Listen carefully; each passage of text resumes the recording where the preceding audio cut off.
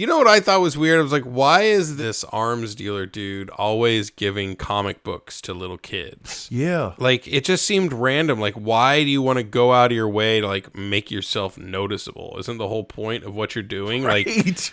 Aren't you supposed to be, like anonymous, and so no one takes note of you? Or like, oh, yeah, this guy gave my kid a comic book. Like, I don't know. I thought that was weird. Dude, they took his ass out like Murphy, dude, like at the end of the movie. Yeah, they totally wellered him.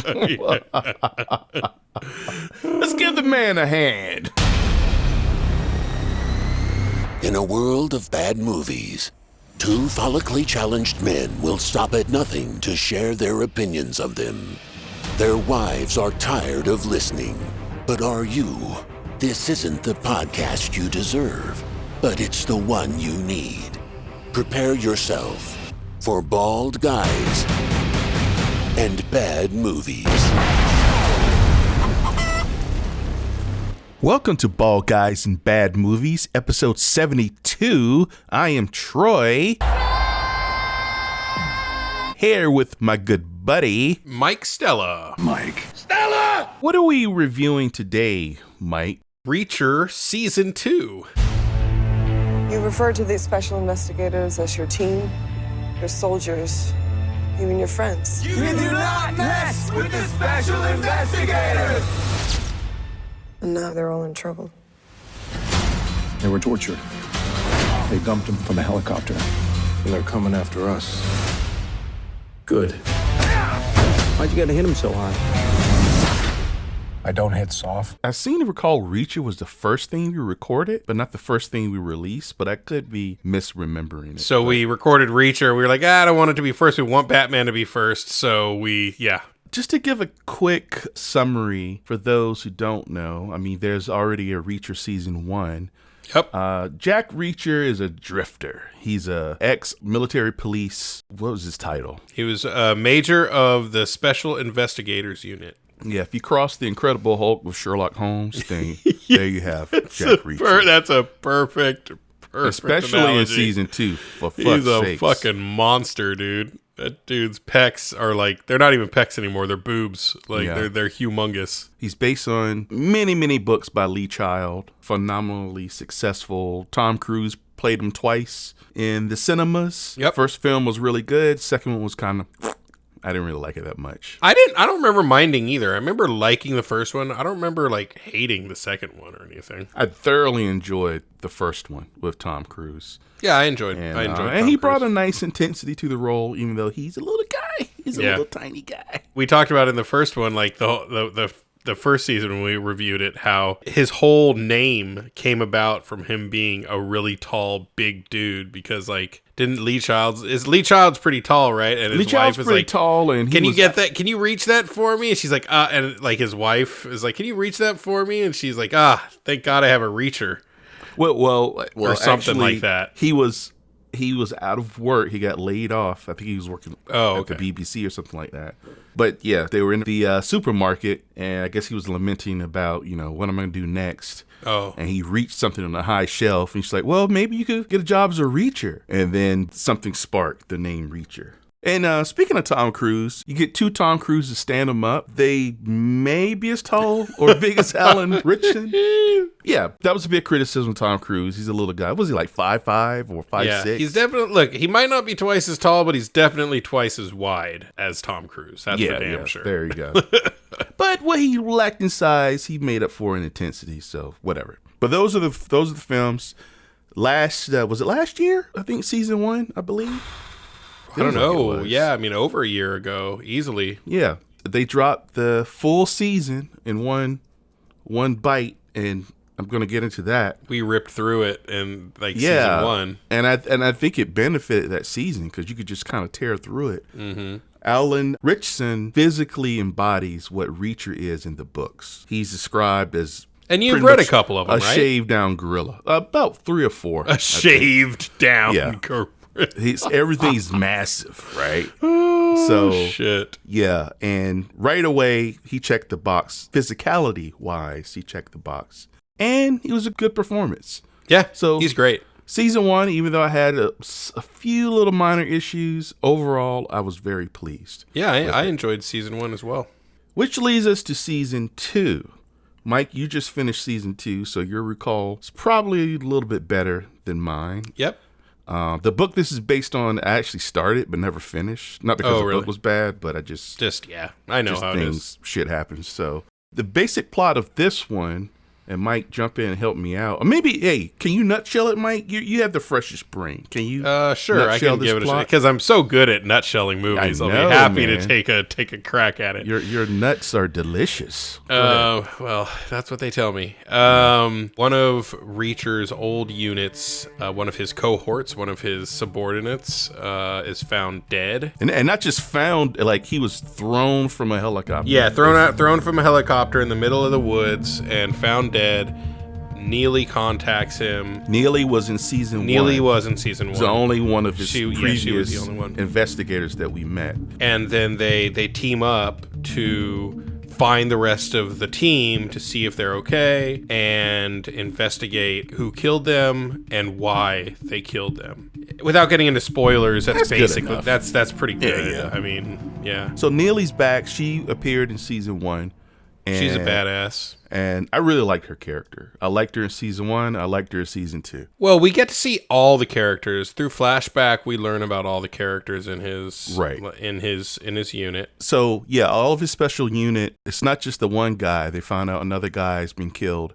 And the people actively helping Reacher are O'Donnell and Dixon. Dixon, he has unfinished business. God damn. Of the sexual healing kind. Look, I don't know about you, but I see what we've been doing these past few days. Not so much as new business, but old business.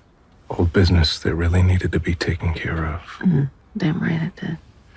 And before this meeting's adjourned, I think this particular item needs one last going over. A unit member, Tony Swan, may or may not be behind the death of the unit members that have been killed. Right. And mystery ensues. So basically we have Reacher and we have 3 other unit members actively helping him and kicking ass throughout this. Dixon, Neely, and O'Donnell. Correct. Do you recommend this season? Well, I recommend it because there's enough cool Reacher shit in here to recommend, but I felt it wasn't as good as season 1. Oh, really? I highly recommend it. I actually really liked it. I liked it as much as season 1. I mean, they both felt... I kind of liked season 2 because you got to know more about him, I felt like. Like, you got a lot more backstory on him, which helped me feel like he's not just this cardboard cutout, like, Hulk. He's literally a real person, and you see like what happened to kind of make him become the drifter that he is. I thought they used flashbacks really well, and so yeah, it's highly recommend for that. Me. Actually, completely checks out from what I know of your sensibilities, because you really need to like.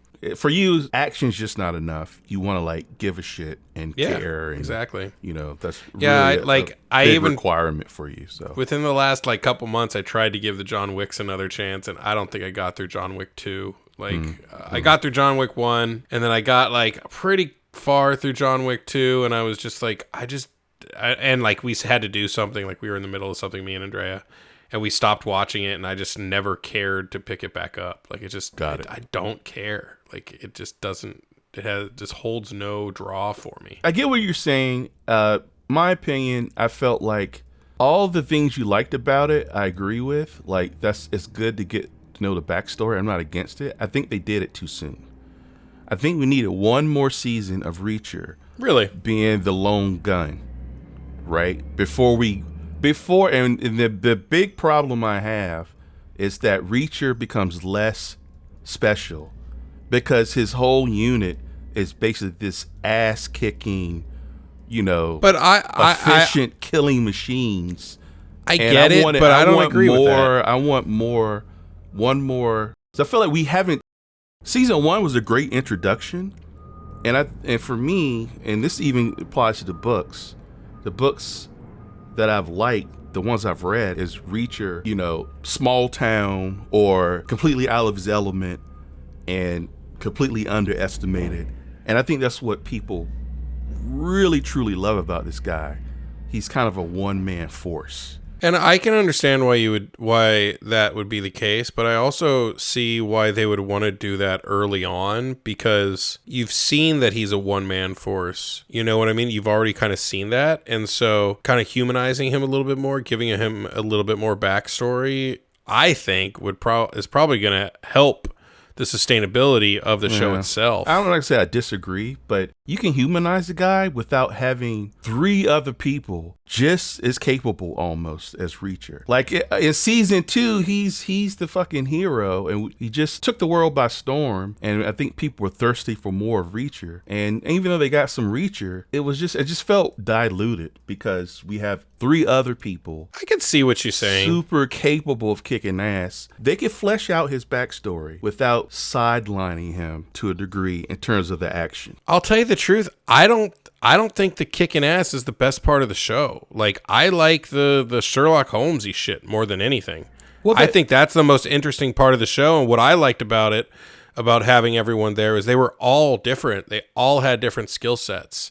And what I loved seeing them work together so well. Yeah, they can all kick ass when they need to kick ass. That's a great analogy. But I liked that they had different skill sets when it came down to doing the investigation. Yeah, but that's Sherlock Holmes' second season.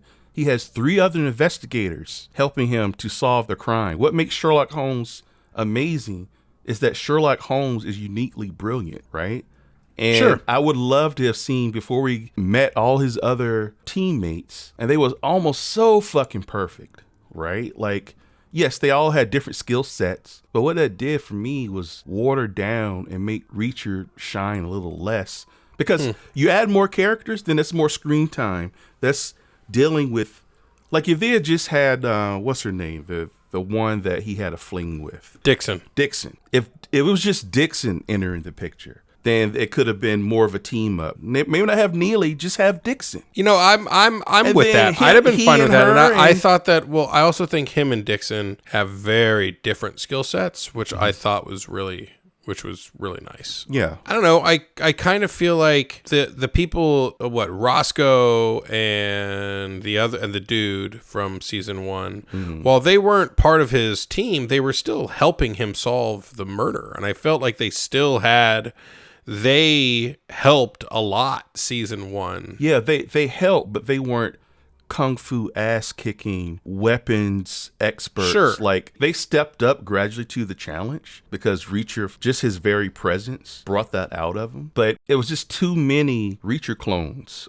Think of it like this, like how Marvel led up to the team up movie. Sure. So we met Dixon. But they're not going to have a Dixon and Neely and O'Donnell. No, listen, wait, let me finish. We introduced Dixon one season. Then maybe another season, another teammate. We introduce that person. We get to know them a little bit. Then we get to season 4 where it involves all of them.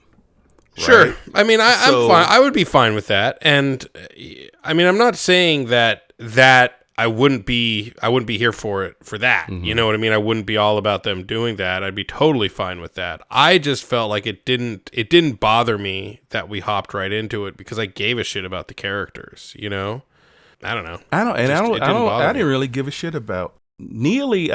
I cared about because we had a whole season with her, pretty much. I mean, she wasn't in every episode, but she was in a good portion of season 1. So she showed up this season. Oh, Neely's back. Good to see her.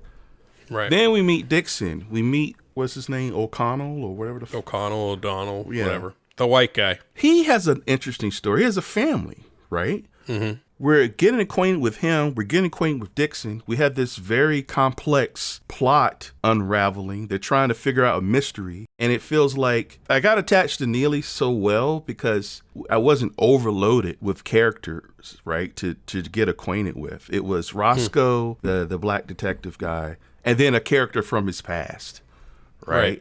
And she's helping him. And throughout the action, we find out everything. They shoved so many of his unit in there. And then the flashbacks. I don't mind the flashbacks, and I get it. This is to get to know Reacher, and I'm fine with that. But I felt like Reacher himself was a bit sidelined in his own show, right? Because he has to share. I mean, I guess he I has could. to I guess I share could. the space with all of this. He has to share space with the, even though he's. I in guess the I can see where you're flashbacks. coming from. I guess I can see where you're coming from as far as. I mean, he did. Obviously, he's not going to have as much screen time because there's a bunch of other people who need screen time now, right, for the story to go. The fucking cop, dude. The cop was amazing. The cop that. Spoiler alert. Spoiler. They killed him. Right. And I was like, God damn, I love that guy. He could have showed up in another season down the road. Like, True. Reacher's like acquiring these people throughout his journeys. And I know why I like him. Like, it happens through the plot, through the character. His unit, I'm told I should like them. Right. Because they mean something to Reacher. I like the cop because he wasn't just kissing Reacher's ass. I'm not saying they were kissing his ass. But he was an antagonist. No, sure. Who became an uneasy ally, and that just, for me, was way more engaging. Why'd a biker gang take a run at me in Boston last night? Because you're an asshole. Possibly. Or maybe it's because you're the only person I told we were going there. Wait. Are you trying to say that I'm bent? Not trying to say anything.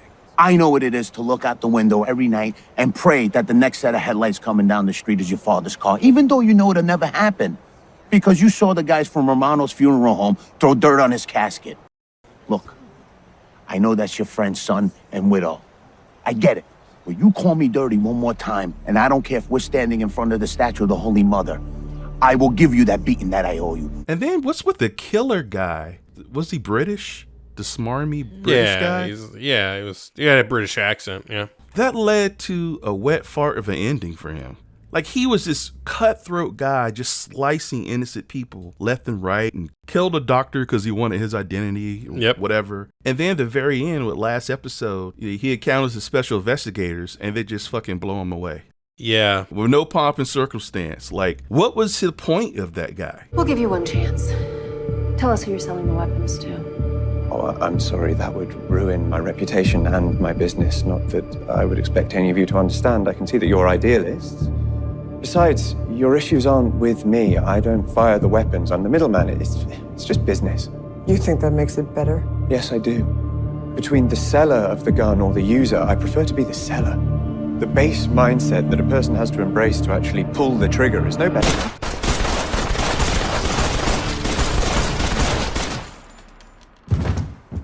I liked, was it Robert Patrick? Yeah. He's great. He's always great. Like, he just eats the scenery, and I loved it. I was let down by how Reacher took care of him. Oh, my God. The helicopter scene?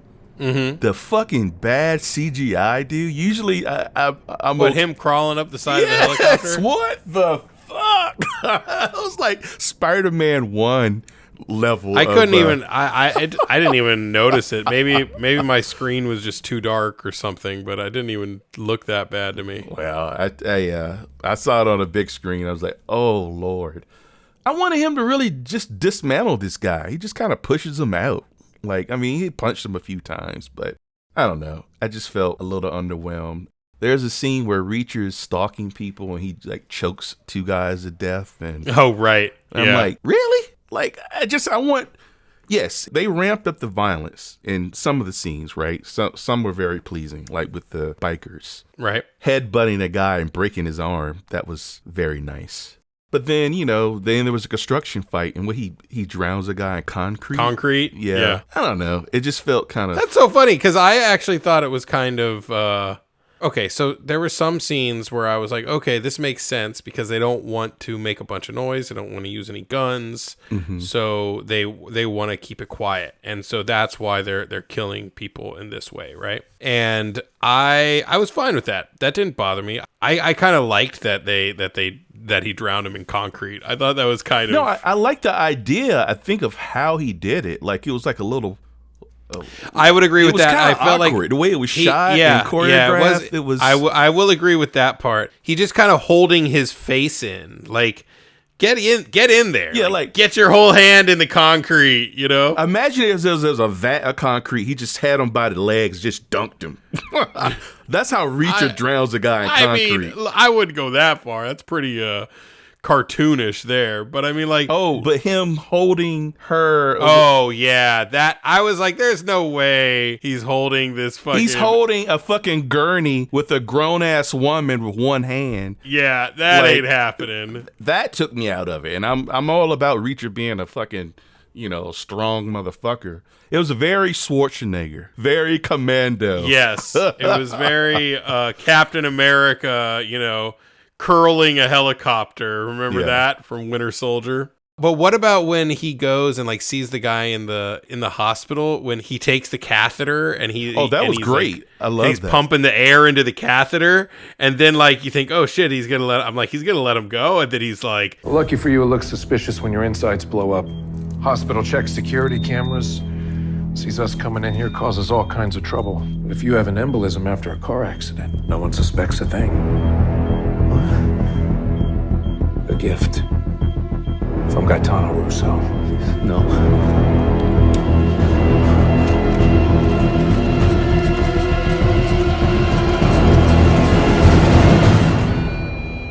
then he just fucking pushes all the air into his fucking vein. I was like, holy fuck. That was it.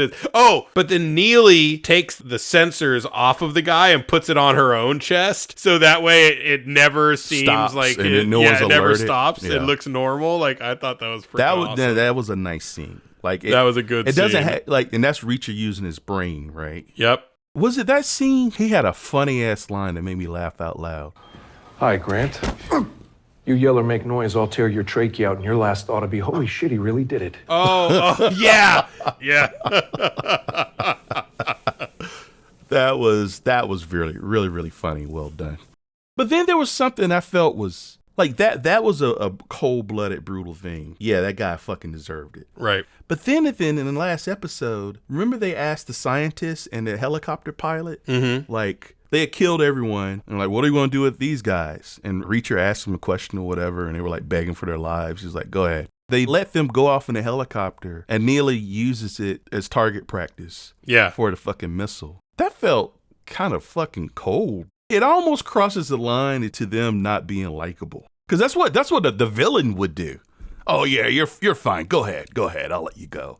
I kind of agree with that, but I kind of like it. And I like it because it's kind of like human. You know what I mean? Like, people are not all good or all bad. Yeah, but like, those people will do some villainous shit, like when their loved ones have been murdered in cold blood, and you're a party to that. I guess. I wish they had done a better job establishing those two motherfuckers deserve to die. The pilot and the scientist. I would agree with that. Because why even have that scene where he's like considering it? You know what I mean? Like, yeah, I agree with that. I kind of feel like they didn't need to have that scene. I think it would have been better if they were just like, these fuckers are getting away in the helicopter, and they're like, boop.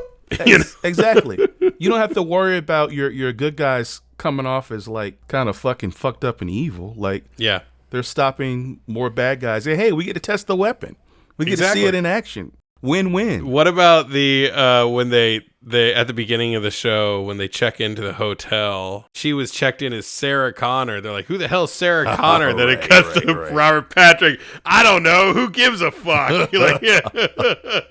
You know the fun. I do have a little bit of trivia. The funny thing is that line was written. They had a different person playing the Robert Patrick role. Oh, really? And they had to last minute recast it. Oh. And they just kept the line. They didn't add that just because he was in it. No way. It was just like serendipitous. That's fucking amazing. Yeah. And who's Sarah Connor? I don't give a shit. Oh my God. Where do they go? And they ransack the room. They snapped my toothbrush in half. Now I own nothing. That was a funny little line. See, I like the back and forth between O'Donnell and Reacher. This back to my early example. Because O'Donnell is unique because he has a family now. Right. And Reacher in a domestic environment and dealing with that, he's so out of place. Right. Like, I would have loved to see more of that. I think there was like one scene with him. Didn't they go to his house and the kids are running around? Yeah, because they were having to like bail or something. They were trying to get. He was trying to get his family out of there. But you know, it's still worth the watch. It's not like it was garbage or anything like that. I was just a little disappointed. Some of my action heroes, I don't require a whole lot. I like the kind of the Mad Max just kind of shows up, even though Mad Max has a backstory. The lone gun, the lone samurai coming to town and, you know, selling the score for the people that don't have the power to do it. For me, personally, that's where Reacher shines the most. I was gonna say, it's funny, like some of the things you brought up, I felt the exact opposite. Like him choking luring the guys onto the bus and then choking them out. Like, I actually really liked that because it just showed him just being just cold. Like, just I will just be right there and choke you the fuck to death. But also seems inefficient. But he was trying. He didn't want the other people to know. I don't think he wanted Robert Patrick to know that he had killed all his guys. Yeah. So that way Robert Patrick break the guy's neck and kill him instantly instead of a slow choking. That's what took me out of it. Like, and he did it twice. I think he did it to two guys, right? Yeah. So you're not fucking Michael Myers. You're Jack Reacher, dude. Fucking put your thumbs through the guy's eye sockets and into his brain. I also liked how, like, on the last one, he was about to go into the bus and he's like hiding under the truck behind him and like pulls him onto the ground and like sucks him under the truck. Like, I thought that shit was hilarious. Yeah. I was like, this guy is literally a fucking monster right now. That's what it reminded me of. Like, he was, you know, again, like a Michael Myers stalking people. Which ain't a bad thing. But I liked that. I thought it actually was kind of, I liked that it was different than his just normal gunplay and knife play and stuff like that. So right after that scene, when they're going to help the cop who has the kid with them, right? Mm-hmm. That cop is getting chased by this other car that's just shooting fucking, like, you know, spraying bullets. Yeah. Fully automatic spraying bullets. And there is no one on the road anywhere to be found. There are no cops showing up. There is nothing. No one anywhere. There's no one walking on the sidewalk. It is like completely empty. I thought that was stupid. I was like, come on, man. Like, there's no one here. Like, where is everyone? This is a fucking gigantic city. You know what I mean? I think they were in New York at the time. Like, give me a fucking break. Like, well, you're right. And it adds to the intensity of the scene. Maybe it was like middle of the night. That was their excuse. But the real reason is it's easier and cheaper. Absolutely. Well, yeah, exactly. To film the action scene like that way, right? But no, I completely agree with you. Some peril, right? Yeah. Other people in peril, like innocent people in peril. That's why always fruit heightens. stands exist in movies.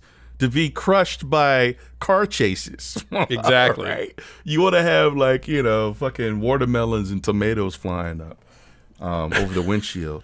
Let's talk about Alan Richardson's size. That fool's massive. He may have gotten a little too yoked because his arms, you know, when you're so big, your elbows stick out like you're walking like, well, I guess you're walking like a guy who's incredibly muscular. Like, what's the side muscles, Mike? I don't know. What are those traps? Things? Traps or whatever? I don't know. The traps are so big they're like pushing your arms up into a permanent I give up posture, right? Lats, your lats. They're called your lats, your latissimus. Yeah.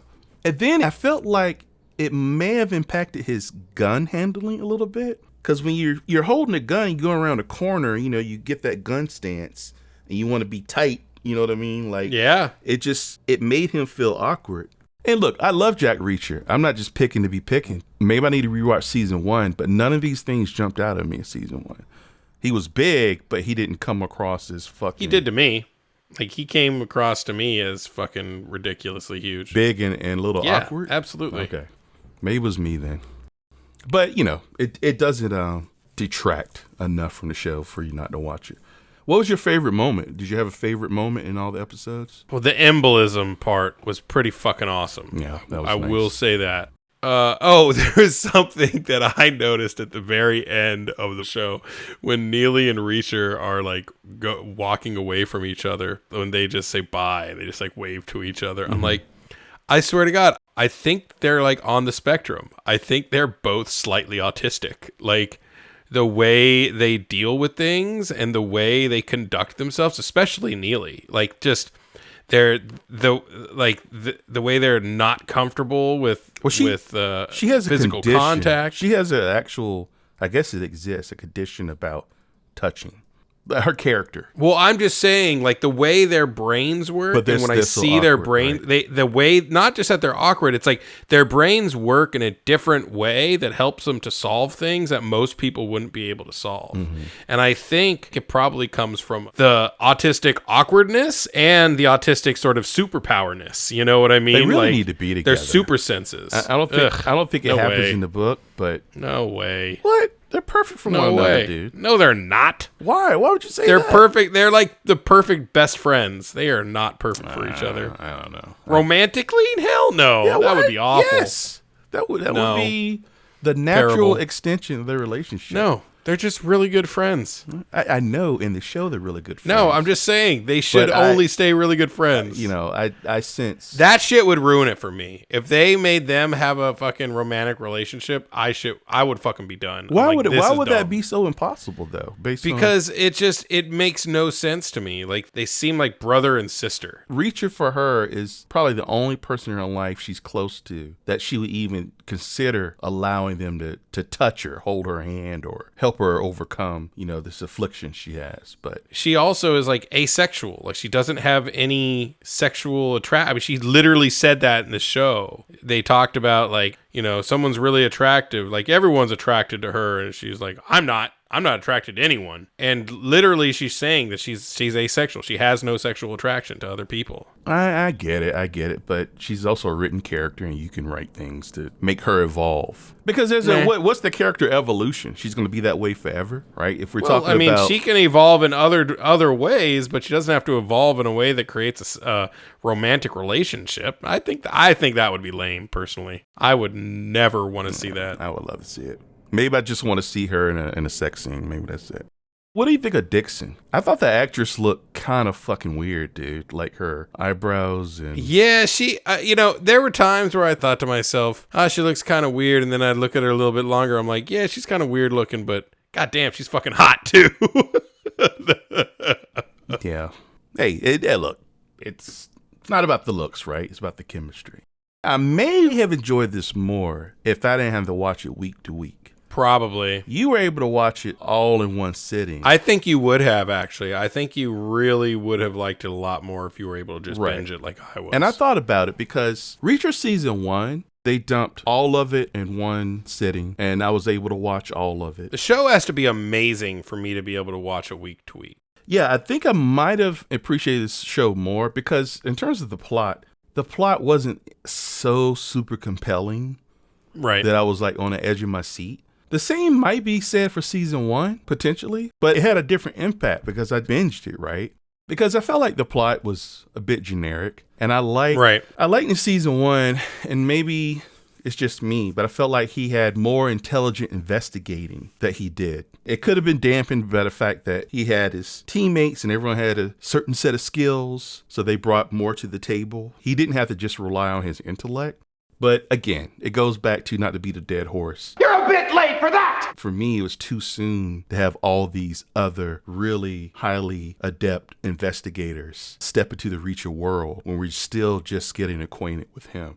Maybe season 3, I'll wait and just let it build up and then watch it like you did. I would suggest it. I mean, I figure that way it'll be fresher for both of us. Yeah. You know what I mean? If we decide to review it. Yeah. If they make a season 3, I'm pretty sure they will. I mean, season 2 did pretty damn well, I assume. They're already shooting it, and they know the book is Persuader is the name of the book. So, and from what I hear, I mean, this is no spoiler. It is going back to Reacher in a small town, sort of thing. Or just Reacher and himself. I think Neely is going to be returned, so I think Neely is going to be kind of a reoccurring character. Got it. Which I'm fine with. I'm fine with that, and I'm actually fine with some of the other investigators coming back. Right, like the one that has the family. He was nice. Have him come back. There's still one investigator we haven't met in real life. Old black dude. The old black dude. Yeah.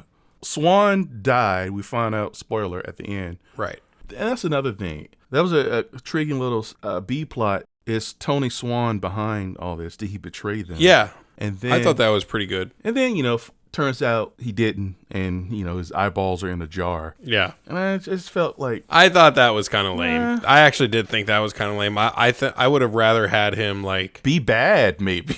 Yeah, that actually wouldn't have been a bad idea. I mean, I don't know if that would kind of ruin the whole... Or just be alive. Yeah, I was going to say be alive and be kind of like kept in a hole somewhere. Another weird thing, it just struck me as a bit odd. And I'm not going to say it was a bad thing, but Robert Patrick off screen captures Dixon and O'Donnell. And we didn't see that happen. We didn't see it happen. And that was weird. And they've been established in episode by episode of being badasses, almost as good, if not equal, to Reacher. How the fuck did they get the drop on these two? Yeah, that was kind of weird. I will say that. I was just kind of like, what? They're captured? A frame missing. Okay. I thought it was like a setup, or did I fall asleep? Yeah. Right. You know what I mean? Like, I thought it was going to be a little bit more to it, but no, they got captured, and they were being tortured. So just captured. That's it. And Swan, he's dead. He's in a jar. Let's just wrap it up. Let's go. Let's wrap it up, everyone. Yep. It's the last episode. Let's get it all out of the way. So my favorite Reacher moment is when he fucking tore that carjacker out the car. The woman who been carjacked. Oh, that was good at the very beginning. Yeah, totally. The very beginning. That's just classic Reacher, man. Just, he's not even looking for it. Not even looking for trouble.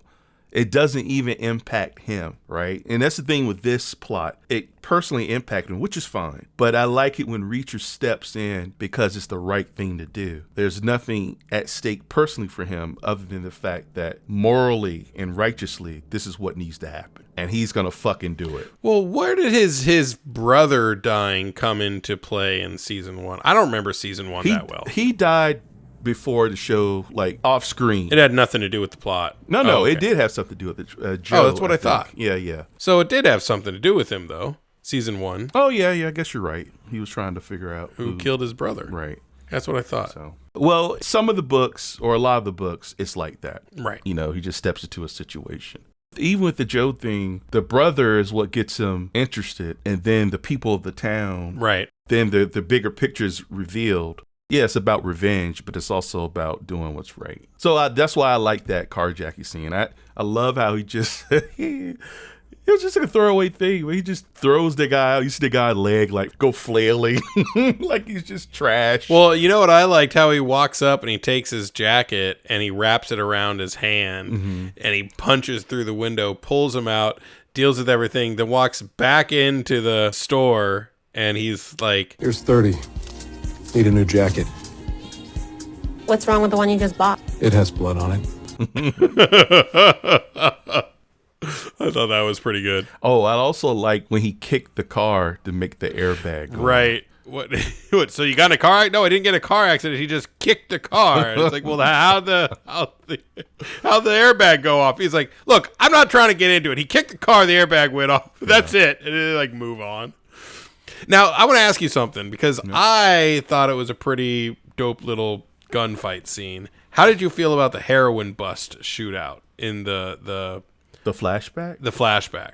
I thought it was a pretty good little like fight scene, like gun shootout. I thought it was probably one of the best ones in the show because it was them all on high alert and they were all like getting each other's back. And you're right. That was a good sequence. That shit was badass. Like, what about McDonald underneath the car, like slicing that fool's Achilles tendon? I was like, oh, that's fucked up, dude. Yeah, he's fucked up. Isn't he a knife expert or kind of something? He likes to use knives. I know that. I would have liked to see him use more knife action in his fights. That would have been really cool and unique. Did you have a least favorite part? It doesn't have to be an action scene, but what'd you think of the plot?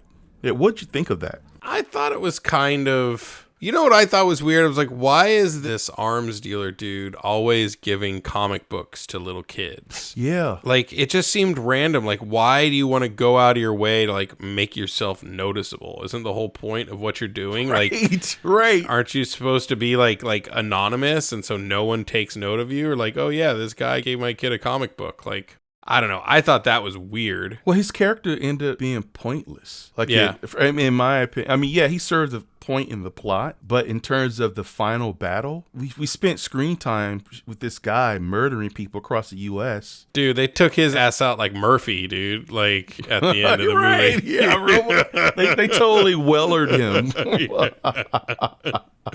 Let's give the man a hand. The base mindset that a person has to embrace to actually pull the trigger is no better.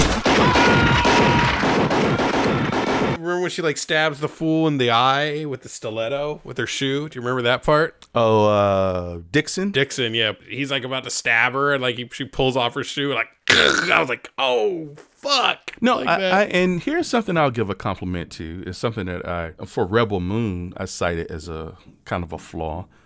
The women in this, they fought to their size. Yeah. Right? They weren't like completely dominating fools. Sure. And that's not me being a chauvinist, like, yeah, women can't beat a man. But it felt more realistic. Yes, like they used their lean body and their technique to take down foes instead of brute strength. Right? Well, and also, like, and that's the whole thing, like, the way they do it is more important than the fact whether or not they can or they can't. Sure, of course they can, but it's you know, in Rebel Moon, they just, like, she just charged right in. It was like she brute forced it. And she was like Reacher.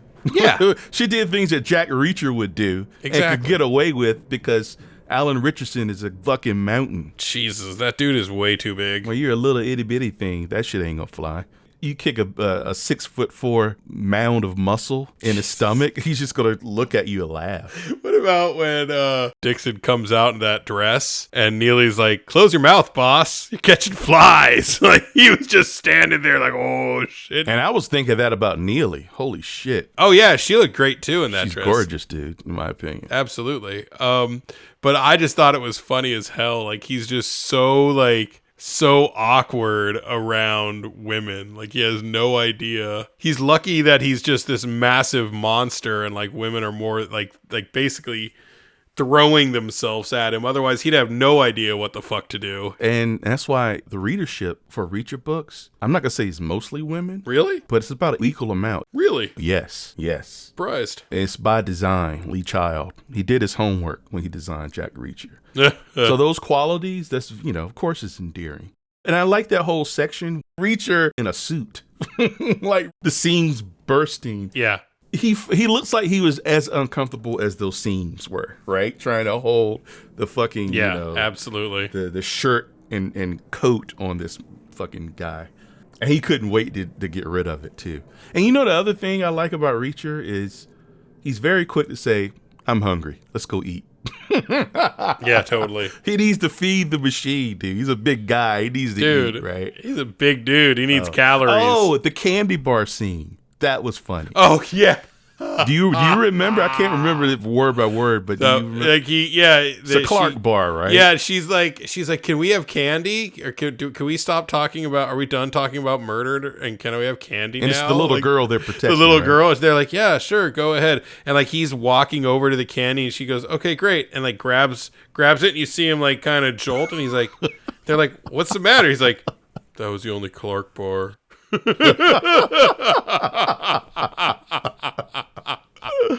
That shit was funny, dude. He's a simple man with simple pleasures. And he looks so defeated too. He's just like, "That was the only Clark bar."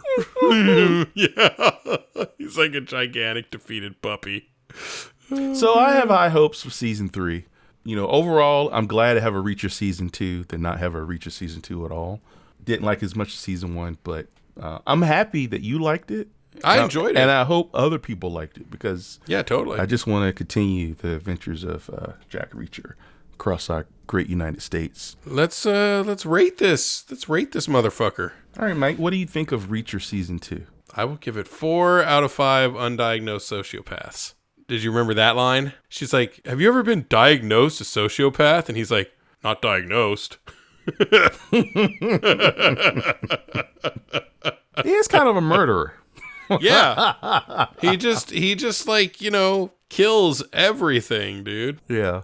I think I'm going to give it a 3 out of 5. 3 out of 5. Reacher staring angrily at a little girl holding his Clark bar. Ladies and gentlemen, can I please have your attention? I've just been handed an urgent news story, and I need all of you to stop what you're doing and listen. So if you would like to support this show, keep us going, keep us rolling along, uploading content, you can support us by going to patreon.com/baldguysbadmovies and donate to the show. We're going to use those funds to make sure we can see any movies that you guys want to see and getting our studio set up so we can start recording video and doing these not just audio but also video on YouTube. And once a month, we will pick a patron to choose a movie for us to review. And we'll review it. We'll dedicate it to you. But either way, we just hope you enjoy the show and keep on coming back.